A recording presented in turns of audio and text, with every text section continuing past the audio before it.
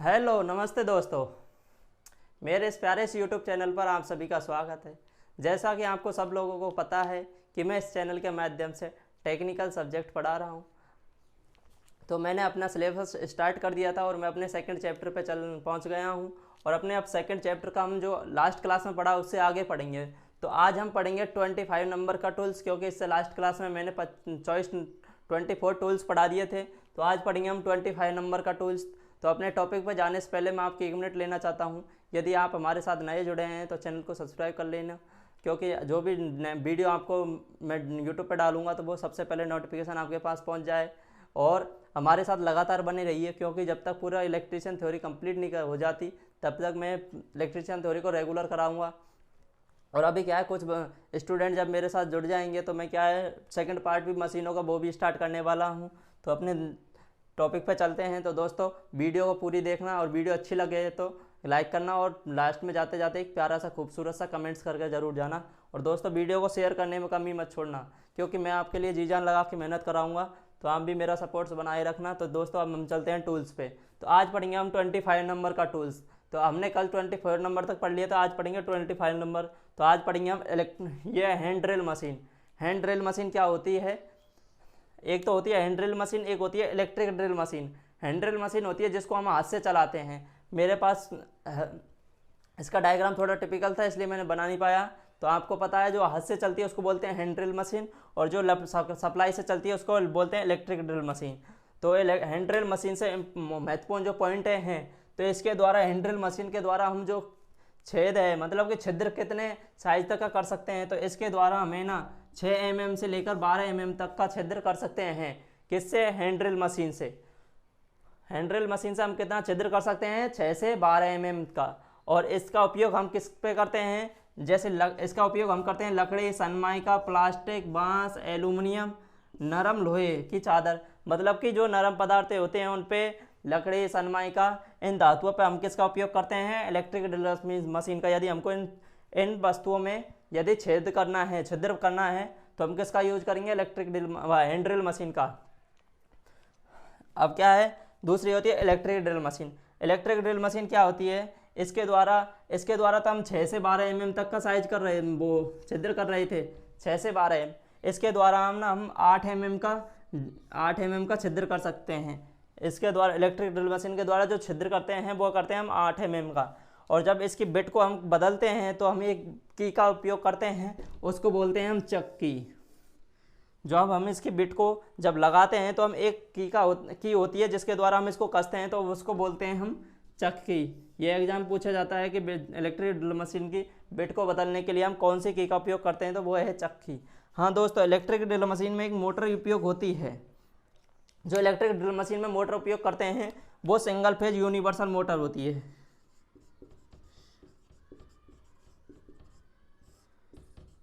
Universal motor प्रयोग करते हैं इसमें।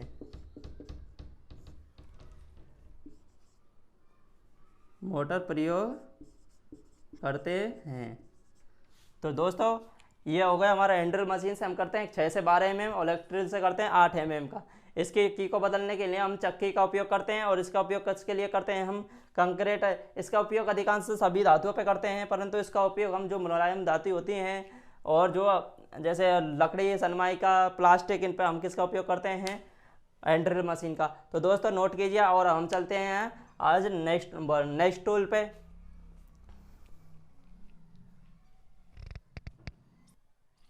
दोस्तों अब पढ़ेंगे हम 27 नंबर का टूल्स, वो है हमारा क्रिम्पिंग टूल। क्रिम्पिंग टूल्स क्या होता है? ये कॉपर और एल्यूमिनियम की जो केबल्स होती हैं उनमें क्या है, जहाँ पे हमको टर्मिनल बनाना होता है तो उसको क्रिम्प्स करने के लिए, मतलब कि टर्मिनल को दबाने के लिए इसका उपयोग हम करते हैं। तो इसका उपयोग किसके लिए करते हैं? कॉपर और एल्यूमिनियम के केबल्सों के टर्मिनलों को दबाने के लिए हम इसका उपयोग करते हैं, क्रिम्प्स करने के लिए, मतलब कि उनको दबाने के लिए। क्रिम्पिंग टूल के द्वारा जो केबल्स हैं उनको कितने साइज की केबल्सों को हम क्रिम्प्स कर सकते हैं, मतलब कि दबा सकते हैं, तो वो होती हैं 0.5 से 6 mm तक की केबलों को हम इसके द्वारा दबा सकते हैं। तो क्रिम्पिंग टूल्स के द्वारा हम कितने साइज की केबलों को दबा सकते हैं? 0.5 से 6 mm तक की। और जो क्रिम्पिंग टूल का लंबाई होती है, मतलब कि इलेक्ट्रीशियन के लिए जो क्रिम्पिंग टूल उपयोग करते हैं वो होता है 20 mm का, मतलब कि 200 mm 20 सेंटीमीटर का, या 20 सेंटीमीटर का।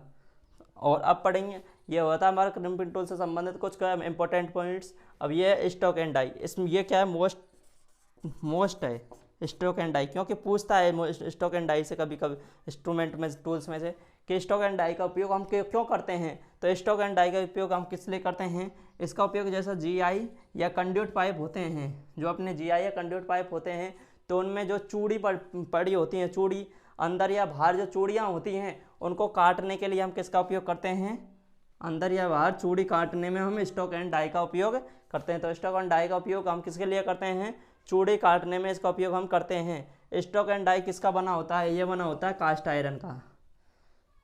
तो ये किसका बना होता है, कास्ट आयरन का। तो स्टॉक एंड डाई से पूछते हैं कि स्टॉक एंड डाई का उपयोग हम किस लिए करते हैं, तो उसका उपयोग हम चूड़ी काटने के लिए करते हैं। और ये किसका बना होता है, ये कास्ट आयरन का बना होता है। क्रिम्पिंग टूल्स का उपयोग टर्मिनल्स को दबाने के लिए या क्रिम्प्स करने के लिए कितने साइज के लिए करते हैं, 0.5 mm की केबल से लेकर 6 mm तक के केबल कल। और जो इसकी लंबाई होती है इलेक्ट्रिशियन के लिए वो होती है 200 mm या 20 सेंटीमीटर। तो ये दोस्तों नोट कीजिए, या आप स्क्रीनशॉट भी ले सकते हैं। अब हम चलते हैं नेक्स्ट टूल्स पे। दोस्तों अब हमारा नेक्स्ट टूल्स वो है स्टैंडर्ड, मतलब कि वायर गेज। वायर गेज होता है, ये क्या करता है, जैसे ये अपना कोई वायर है, तो ये वायर की मोटाई या थिकनेस कितनी है उसको मापता है। जैसे कई वायर क्या पतले होते हैं, कई वायर मोटे होते हैं, है ना, तो उनके क्या है, ये डायामीटर को मापता है, मतलब कि उसकी मोटाई को मापता है। तो इसका उपयोग क्या करते हैं हम, वायर गेज का उपयोग किसके लिए करते हैं, हम तार का व्यास या मोटाई मापने के लिए हम इसका उपयोग करते हैं। और ये वायर गेज होता है जो किसका बना होता है, तो ये बना होता है स्टेनलेस स्टील का बना होता है। तो वायर गेज किसका बना होता है, स्टेनलेस स्टील का। ये अब एक वायर गेज होता है SWG वायर गेज है, जिसका फुल फॉर्म होती है standard wire gauge. Standard wire gauge, इसके क्या है, माप सीमा है। स्टैंडर्ड वायर गेज में क्या है, कई सारे स्लॉट्स कटे होते हैं, ये कुछ तरह ऐसा गोल सा होता है, और इसमें क्या है, जैसे ऐसे कटे होते हैं, है ना, आप किताब में स्ट्रक्चर देख सकते हैं। तो उसमें क्या है, जो स्लॉट्स होती हैं वो 0 SWG से लेकर 36 SWG तक होती हैं, मतलब कि 0 से लेकर 36 SWG तक, मतलब कि खांचे कटे होते हैं। इसके में क्या है, जो 0 SWG होता है वो खांचा क्या मोटा होगा, क्योंकि 0 SWG का खांचा मोटा होगा, और 36 SWG का खांचा क्या है, छोटा होगा। क्योंकि SWG का मान जितना कम होगा, मतलब कि दो केबल हैं, ये एक वायर ये है और एक वायर ये है पतला, तो इस वायर का साइज कितना हो, इस वायर का कुछ साइज होगा और इस वायर का साइज होगा, मतलब कि इसकी कुछ मोटाई होगी और इसकी कुछ मोटाई होगी। अब ये जो पतला वायर है, तो पतला वायर का जो SWG है, इसका SWG क्या है, ज़्यादा होगा, और इसका मोटे का SWG क्या है, कम होगा। जैसे कि ये 0 SWG का कोई वायर है, 0 SWG का कोई वायर है, तो इसका साइज कितना होगा, उसका साइज होगा, मतलब कि वो वायर होगा 8.23 mm का, मतलब कि इसकी थिकनेस कितनी होगी, 8.23 mm। और यदि वो 36 SWG का है तो उसका साइज कितना होगा, 0.19 mm का। तो उसके साइज, उसका डायमीटर कितना होगा, मोटाई 0.19, मतलब कि इसका SWG देखो 36 और ये कितना कम है, और इसका देखो 0 है, और इसका साइज देखो, इसका डायमीटर देखो कितना दिखा है, मतलब कि SWG कम है तो अपना साइज क्या है, ज़्यादा, और SWG ज़्यादा है तो अपना साइज क्या है, कम। तो इसमें लिखा है कि ये नोट पॉइंट है, नोट पॉइंट लिख देना कि SWG का मान जितना कम होगा, केबल का व्यास उतना ही अधिक होगा। तो दोस्तों ये नोट कीजिए, एक होता है AWG American wire gauge, American wire gauge, ये इसकी फुल फॉर्म होती है AWG की, अमेरिकन वायर गेज। ये क्या है, mm में मापता है व्यास को, ये क्या है, उसके व्यास को किस में मापता है, mm में। ये इसमें नोट करके आप लिखिए कि ये mm में मापता है, ये mm में मापता है। अब हम चलते हैं दोस्तों अगले टूल्स पे। ये वायर गेज से संबंधित कुछ महत्वपूर्ण पॉइंट हैं, या जो इम्पोर्टेंट पॉइंट है जो एग्जाम में भी पूछे जाते हैं और बेसिक भी आपको पता होना चाहिए। अब हम चलते हैं नेक्स्ट टूल्स पे। तो अब हम पढ़ेंगे अगला टूल्स। तो दोस्तों नोट कीजिए या आप स्क्रीनशॉट भी ले सकते हैं। और वीडियो अच्छी लगी हो तो अभी तक वीडियो को लाइक नहीं किया तो वीडियो को लाइक जरूर कर देना दोस्तों।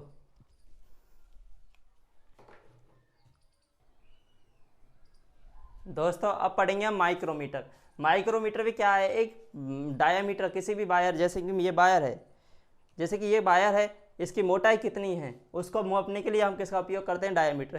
क्योंकि इसको हम किससे माप नहीं सकते, इसको हम देख के पता नहीं सकते, स्केल से देख के क्या ये तो मोटाई है, तो मोटाई है इसकी, इसलिए हम इसको माप सकते हैं। परंतु इससे भी बारीक वायर होते हैं, उनका व्यास हम कैसे मापते हैं, कितनी मोटाई का है, तो उसको मापने के लिए हम किसका उपयोग करते हैं, माइक्रोमीटर का।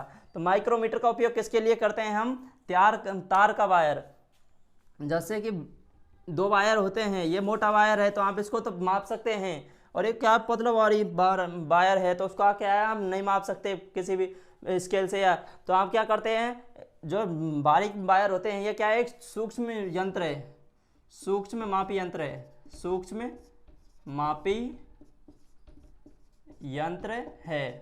तो इसका उपयोग किसके लिए करते हैं हम, तार का व्यास, या जैसे कोई चादर होती है तो चादर की मोटाई कितनी है, जैसे कि ये कोई कागज है, जैसे ये कागज है तो इस कागज की मोटाई कितनी है, उसको मापने के लिए हम किसका उपयोग करते हैं, माइक्रोमीटर का। तो इसका उपयोग हम चादर की मोटाई मापने के लिए भी करते हैं, है ना। और इसमें क्या है, जो इसके द्वारा हम जैसे कितना मान माप सकते हैं, सबसे कम मान, जो कम से कम वैल्यू कितनी हो सकती है इसकी, जिसको हम माप सकते हैं। तो इसके द्वारा हम 0.01 mm, मतलब कि 0.01 mm तक हम इसको माप सकते हैं। जैसे ये कितना होता है 0.01, या इसको हम बोलते हैं सेंटीमीटर में, सेंटीमीटर में कितना माप सकते हैं 0.01। तो इसको समझाता हूँ मैं, 0.01 कितना होता है। जैसे कि ये हमारा 0.01 mm, जैसे कि आपको इसको हटाना है तो एक 0 m का मतलब होता है मिलीमीटर, मिली का मतलब होता है 1000 की, मतलब कि 10 की घात 3, उसको नीचे भेजेंगे तो 1000 लग जाएगा। अब ये हटेगा यहाँ से तो नीचे 2 जीरो लग जाएंगी, मतलब कि 1000, एक का 1,00,000वां भाग तक हम इसको माप सकते हैं। किसके द्वारा, माइक्रोमीटर के द्वारा। माइक्रोमीटर के द्वारा हम एक के 1,00,000 तक के भाग, जैसे कि कोई माइक्रोमीटर है वो माप सकता है 5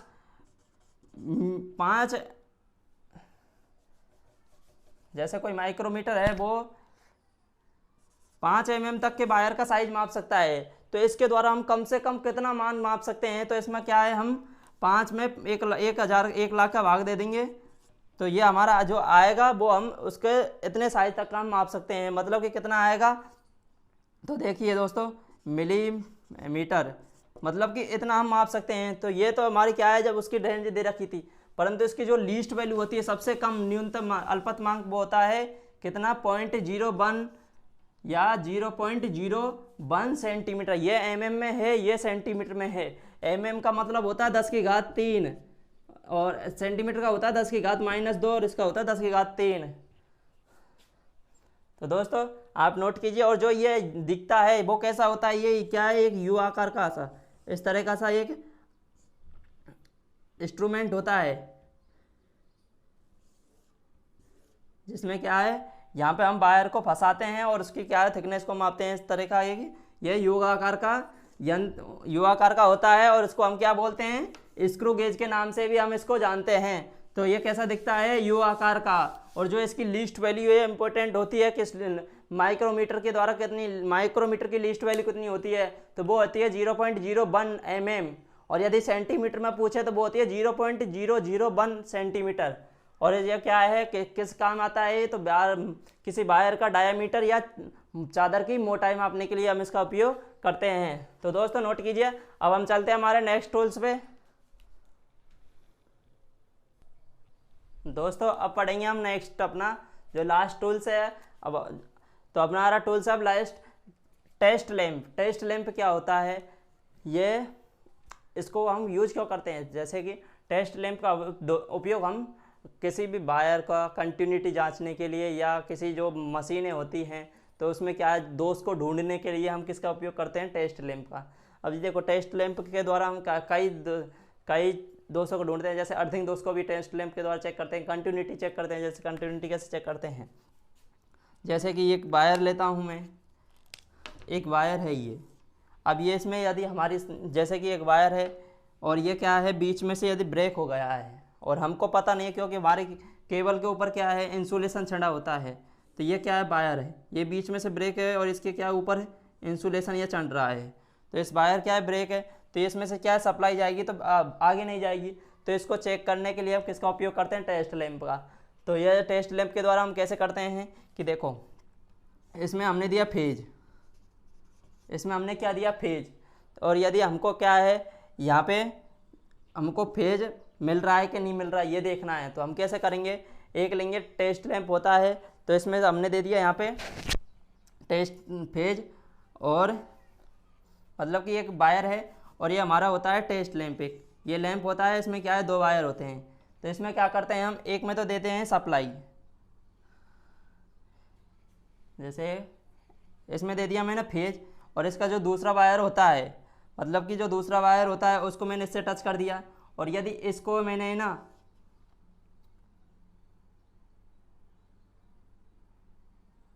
नहीं दोस्तों,